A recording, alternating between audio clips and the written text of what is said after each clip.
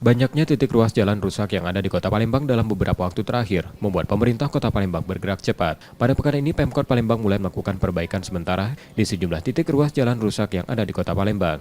Pemkot Palembang mengakui, dari data yang dihimpun oleh PUPR, ada sebanyak 17 titik ruas jalan rusak yang ada di Kota Palembang. Pemkot Palembang sendiri mengakui, kerusakan jalan ini terjadi pasca dilakukannya pembangunan instalasi pengelolaan air limbah di Kota Palembang. Pemkot Palembang menerangkan, perbaikan jalan rusak ini sebetulnya merupakan tanggung jawab pihak penyelenggara. Dalam hal ini Balai Sarana Prasarana Pemukiman dan Waskita. Ya, tentu kita minta itu secepatnya, ya, dan nanti finalnya juga akan dilakukan harapan kita balai jalan untuk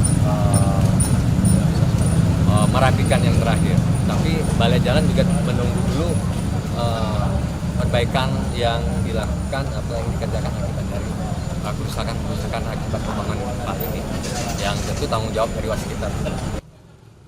Pemkot Palembang juga mengakui kerap menerima laporan dari warga yang terganggu karena adanya kondisi jalan rusak di Kota Palembang.